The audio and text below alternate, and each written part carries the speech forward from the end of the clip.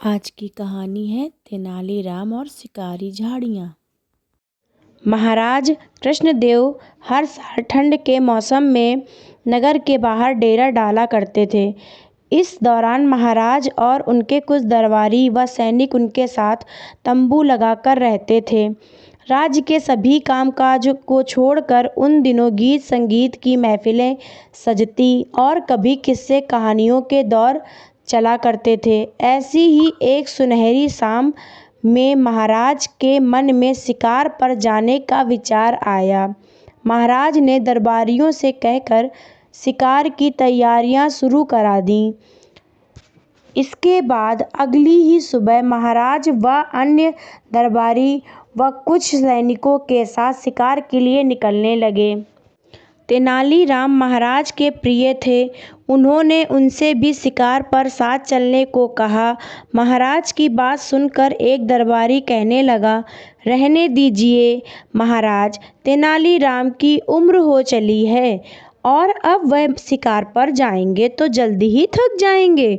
दरबारी की बात सुनकर सभी हंसने लगे, लेकिन तेनालीराम ने कुछ नहीं बोला।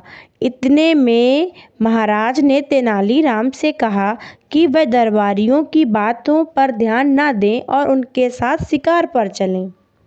महाराज के कहने पर तेनालीराम भी एक घोड़े पर सवार होकर काफिले के साथ चल पड़े।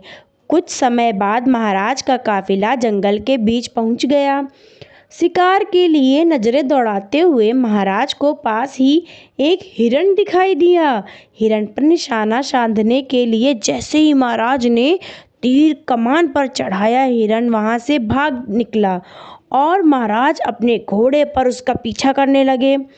महाराज को हिरण के पीछे जाते देख अन्य दरबारियों के साथ में तेनालीराम भी महाराज का पीछा करने लगे।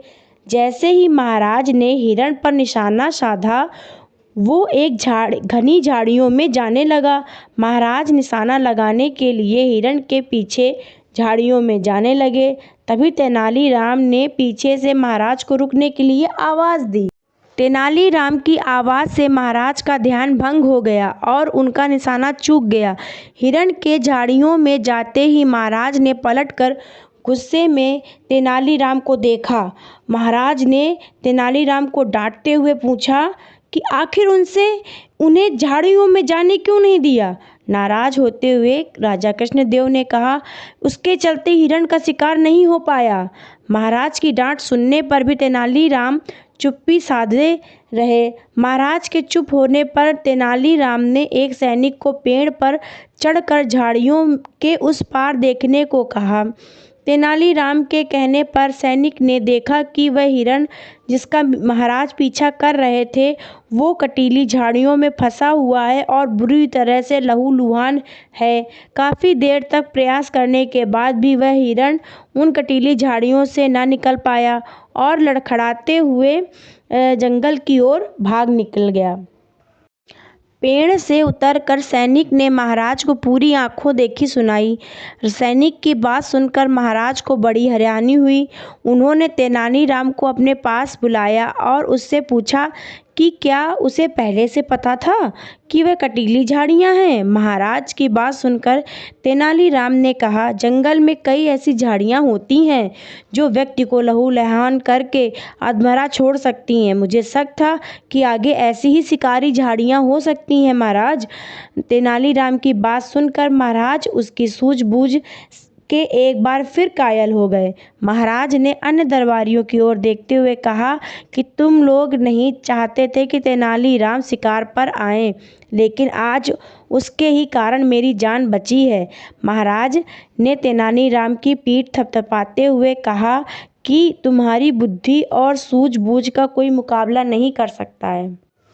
कहानी की सीख, जल्दबाजी में उठाए गए कदम कई बार हमें नुकसान पहुंचा सकते हैं। इसलिए परिस्थिति व आसपास की चीज़ों को देखते हुए ही सूझबूझ में काम करना चाहिए।